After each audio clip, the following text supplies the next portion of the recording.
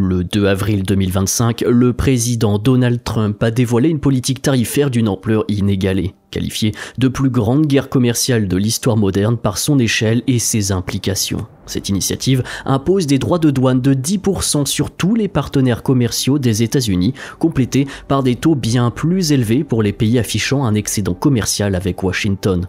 46% pour le Vietnam, 34% pour la Chine, 36% pour la Thaïlande, 25% pour la Corée du Sud, 24% pour le Japon et 20% pour l'Union européenne. Seuls le Canada et le Mexique échappent partiellement à cette offensive grâce à l'accord États-Unis-Mexique-Canada qui maintient des exemptions pour les marchandises conformes. Les importations automobiles et certaines matières premières stratégiques ou semi-conducteurs suivent eux des régimes à part. Trump a ensuite décidé de reculer sur ces taux en maintenant un taux mondial de 10% pour 90 jours, à l'exception de la Chine touchée à hauteur de 125%. Cela ne retire en rien la transition macroéconomique et surtout géopolitique, puisqu'on parle bien de changements géographiques voire politiques en cours, particulièrement en interne aux États-Unis et dans le rôle que jouaient les pays émergents asiatiques dans le commerce mondial. Cette mesure représente une hausse fiscale d'environ 400 milliards de dollars pour les Américains, la plus significative depuis 1968 et touche plus de 60 pays.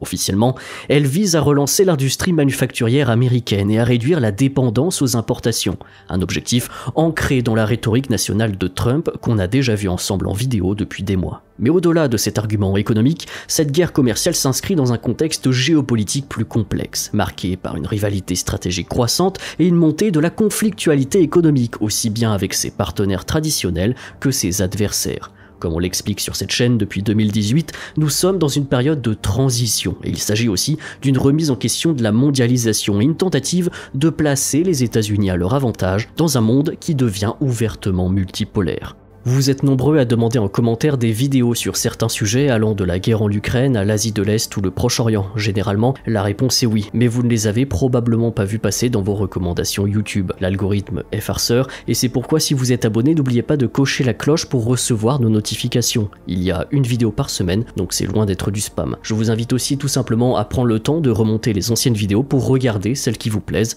Merci à tous pour votre compréhension et très bon visionnage. Les nouveaux tarifs douaniers imposés par l'administration Trump devraient avoir des conséquences significatives à court terme, ralentissant la croissance mondiale, alimentant l'inflation et creusant les inégalités tant aux États-Unis qu'à l'étranger. Selon le IAL Budget Lab, le taux tarifaire effectif américain pourrait bondir de 11,5 points et atteindre 22,5%, un niveau inédit depuis 1909. Dépassant même les tarifs Smoot-Hawley de 1930 qui avaient exacerbé la Grande Dépression en strangulant le commerce international. À court terme, les consommateurs américains subiront une hausse des prix sur une vaste gamme de produits importés, tels que les vêtements en provenance du Vietnam et de Chine, les produits agricoles tropicaux de Thaïlande et d'Indonésie, ainsi que des biens de consommation courants que les États-Unis ne produisent pas en quantité suffisante. JP Morgan anticipe une inflation américaine en hausse de 1 à 1,5%, dépassant les 4%, tandis que le IAL Budget Lab projette 2,31% d'inflation avec une contraction du PIB de 0,8%. L'impact sur les ménages pourrait être significatif avec des pertes de revenus disponibles réels estimées entre 1 350 $ selon ING et 3 789 $ selon IAL. Les ménages à faible revenu qui consacrent une part disproportionnée de leurs revenus aux biens de consommation seront les plus durement touchés. Vous le voyez, les analystes financiers s'accordent sur les conséquences économiques à court terme, mais l'incertitude règne quant à leur effet à long terme. Ce choc inflationniste risque de réduire la consommation, moteur clé de l'économie américaine, et de précipiter une récession, surtout si les partenaires commerciaux ripostent par des contre-tarifs. Les entreprises seront confrontées à des coûts accrus et devront choisir entre augmenter leurs prix ou compenser les pertes en diminuant leurs marges. Les secteurs qui dépendent des importations tels que le textile, l'électronique grand public et l'agroalimentaire seront aussi particulièrement vulnérables. À l'échelle mondiale, les chaînes d'approvisionnement déjà fragilisées par la pandémie, les tensions sino-américaines, la guerre en Ukraine, le blocus du canal de Suez subiront encore une perturbation. Pour la faire courte, le président Trump vient de déclencher une véritable guerre économique mondiale. Et pourtant, il y a une stratégie économique derrière cette décision. Mais si elle est bien réfléchie, elle constitue aussi un pari risqué. Pour légitimer son offensive économique et se protéger judiciairement, Trump a déclaré une urgence nationale liée au déficit commercial, en s'appuyant sur la loi sur les pouvoirs économiques d'urgence internationale. Cette utilisation de l'IEEPA pour imposer des tarifs douaniers est une première dans l'histoire récente des États-Unis. Politiquement, l'administration Trump mise sur les recettes issues des tarifs pour financer des baisses d'impôts, promises pour 2025, visant à prolonger et élargir les réductions fiscales introduites en 2017 lors de son premier mandat. Trump n'est pas un libéral au sens strict du terme. Son programme Make America Great Again inclut une vaste politique de financement, de déduction et de réduction fiscale pour les entreprises et les particuliers américains. Il souhaite rendre permanentes les dispositions de la Tax Cuts and Jobs Act qui doivent expirer fin 2025 et proposer de nouvelles mesures telles que l'exonération fiscale pour les revenus inférieurs à 150 000 $ et des réductions pour les entreprises comme un taux d'imposition des sociétés réduit à 15 ou 20%. C'est pour financer ces mesures que Trump envisage d'augmenter les droits de douane sur toutes les importations, ce qui pourrait générer jusqu'à 600 milliards de dollars par an.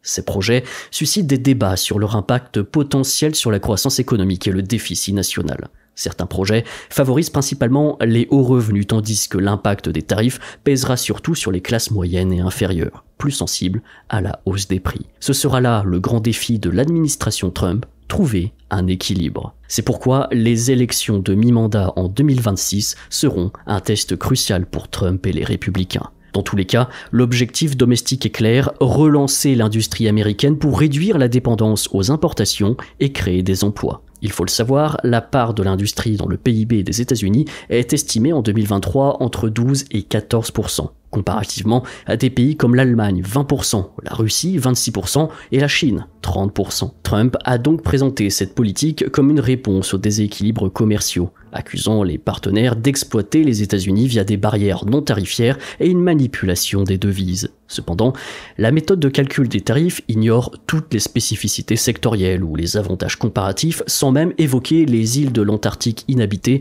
ou la Martinique à 10% de tarifs, là où la France est à 20%. Pourtant, derrière le spectacle, il ne faut pas regarder là où Trump pointe le doigt, mais ce qui est en train de se jouer actuellement à l'échelle mondiale.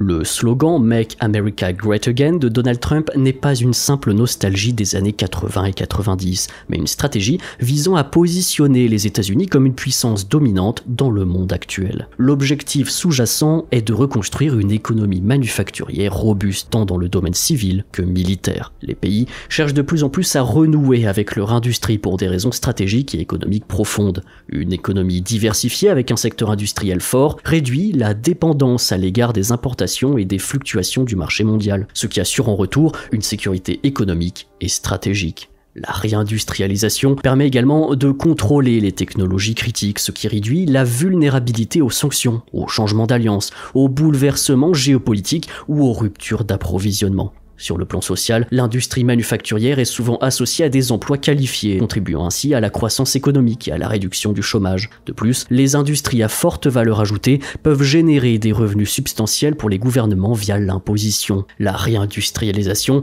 est également une opportunité pour promouvoir l'innovation et améliorer la compétitivité globale d'un pays, en particulier dans des secteurs à la pointe de la technologie comme la robotique et l'intelligence artificielle. Dans ce monde multipolaire, la guerre économique est devenue un enjeu majeur où les ressources stratégiques, telles que les matières premières et les technologies avancées, sont au cœur des tensions entre les nations.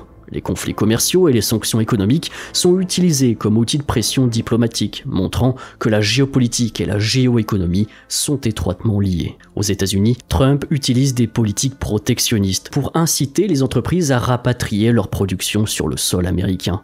Les droits de douane visent notamment la Chine dans le but de réduire le commerce bilatéral et de contenir l'ascension chinoise. L'Asie du Sud-Est, avec des taux très punitifs pour le Vietnam et la Thaïlande, est également ciblée pour décourager les investissements qui échappent à l'orbite américain. Même l'Union européenne et le Japon ne sont pas épargnés, ce qui marque une rupture totale avec le multilatéralisme occidental. Cette stratégie s'inscrit dans une ambition géopolitique qui consiste à réaffirmer la primauté américaine dans un monde en mutation. Elle pourrait aussi accélérer la fin de la mondialisation telle qu'elle existe depuis les années 90. En fragmentant les chaînes de valeur, elle incite les pays à chercher des alternatives régionales. La Chine pourrait renforcer ses liens avec l'Asie et l'Afrique, l'Union européenne approfondir son autonomie stratégique et les marchés émergents diversifier leurs débouchés hors des États-Unis. Ce repli américain pourrait favoriser l'émergence de sphères d'influence rivales, assumer la mise en place d'un monde multipolaire, ramener le monde à ce qu'il était auparavant dans ses relations et signer la fin d'une époque. À l'international, la décision américaine est autant un défi qu'une opportunité. L'Union européenne a obtenu un délai de 4 semaines pour obtenir des concessions, tandis que le Japon, la Corée du Sud et le Vietnam envisagent déjà des pourparlers. Mais leurs options sont limitées. La formule de calcul des tarifs, explicitement simpliste et punitive, est là pour réduire les leviers de négociation. Elle est aussi la véritable amorce à la grande guerre commerciale contre la Chine. La trêve de 90 jours avec le reste du monde n'étant rien d'autre qu'une période donnée par Trump pour que les pays se positionnent au sein de ce conflit commercial majeur. Le but de Trump est d'obliger ces pays à céder sur leurs exportations à leur détriment ou à accepter des barrières tarifaires accrues. Dans la logique de Trump, ces deux options, c'est du win-win. Des représailles sont bien sûr quasi certaines, notamment de la part de l'Union européenne et du Canada, qui disposent d'un pouvoir de riposte plus important en tant que gros importateurs de biens américains, notamment agricoles et énergétiques. Mais Trump frappe aussi au bon moment. C'est ce que j'expliquais dans la vidéo sur la guerre économique à venir avec l'Union européenne. Les sanctions sur la Russie et l'hostilité commerciale avec la Chine restreignent le champ des possibles pour les pays européens, et Trump compte bien dessus, puisqu'il a même enfoncé le clou en affirmant que l'Union européenne devrait acheter 350 milliards de dollars d'énergie américaine pour alléger les tarifs douaniers. Dans tous les cas, à long terme, cette conflictualité risque de redessiner les flux commerciaux mondiaux. Les pays asiatiques privés d'accès au marché américain pourraient se tourner vers la Chine ou l'Union européenne, tandis que les marchés émergents chercheront à diversifier leurs partenaires commerciaux. Notez aussi qu'il n'y a aucun cadre multilatéral pour désamorcer cette crise. L'Organisation mondiale du commerce est placée au placard par l'administration Trump. Le commerce s'aligne maintenant sur des logiques géopolitiques, voire mercantilistes, plutôt que sur une libéralisation globale. Les secteurs textiles, en Chine, au Vietnam et en Inde, ou encore agricoles, en Thaïlande et en Indonésie, seront les plus touchés. L'industrie électronique, cruciale pour l'intelligence artificielle, subira aussi des pressions indirectes. En Europe, les tarifs de 20% sur les biens et de 25% sur l'automobile menacent de plonger encore plus les pays comme l'Allemagne et l'Italie dans la récession. La Chine sera aussi contrainte d'amortir cet impact via des stimulus internes qu'on avait déjà vu dans une ancienne vidéo, consolidant ainsi son autonomie économique. Le monde plonge dans l'incertitude et les nations devront ou trouver des alternatives commerciales ou appliquer à leur tour des politiques protectionnistes. Paradoxalement, les cas du Mexique et du Royaume-Uni émergent comme bénéficiaires relatifs de cette situation. Le Mexique, exempté des tarifs réciproques via l'accord États-Unis-Mexique-Canada, attire déjà des investissements détournés de l'Asie, renforcés par ses accords avec l'Union européenne et d'autres partenaires. Le Royaume-Uni, avec des tarifs de 10% contre 20% pour l'Union européenne, gagne aussi un avantage compétitif qu'il pourrait exploiter. A l'inverse, et c'est délibéré, les marchés émergents asiatiques, comme le Vietnam ou la Malaisie, risquent eux de stagner, leur modèle exportateur étant complètement bouleversé par ces changements commerciaux. Cette guerre commerciale, par son échelle et ses ambitions, reflète une défiance envers la mondialisation, accusée d'avoir, in fine, affaibli les États-Unis, et une volonté de réorienter les flux économiques vers le territoire national. À court terme, les coûts socio-économiques sont bien sûr évidents. La relocalisation manufacturière exige aussi des investissements massifs et surtout du temps, alors que l'absence de substituts locaux pour de nombreux biens importés maintiennent cette dépendance extérieure. Géopolitiquement et politiquement, le pari est risqué. En défiant partenaires et adversaires, Trump cherche à imposer une Amérique autosuffisante, mais il pourrait aussi accélérer une déglobalisation qui profiterait à tous ses rivaux. La Chine, malgré les coups portés, a les moyens de pivoter vers d'autres marchés, tandis que l'Union européenne et l'Asie pourraient aussi renforcer leur propre bloc. L'unilatéralisme américain fragilise aussi les alliances traditionnelles post-1945, poussant des partenaires comme le Japon ou l'Allemagne à repenser leur dépendance envers Washington. Pour l'heure, les perdants sont plus visibles que les gagnants et les succès à long terme encore incertains. Bienvenue dans le monde multipolaire. Retenez que compte tenu des turbulences dans le monde, il y aura évidemment des changements et des ajustements à venir. Mon objectif ici, c'est de vous donner un aperçu macro de la question des tarifs, sans oublier le volet de politique interne aux États-Unis et la guerre économique ouverte contre les pays émergents asiatiques, et bien sûr la Chine, dont on dédiera une vidéo à part entière. Je serais curieux de voir si certains ici sont déjà concernés par ces tarifs, que ce soit aux États-Unis ou dans le monde. Certaines entreprises anticipent déjà assurément ces changements. Je rappelle aussi les gestes simples: aimer, partager sans modération, car c'est ça qui permet à notre petite échelle d'émerger sur YouTube. Retrouvez-nous sur nos réseaux sociaux. Merci aux membres YouTube qui nous soutiennent. C'était Quentin pour Terra Bellum et à la prochaine.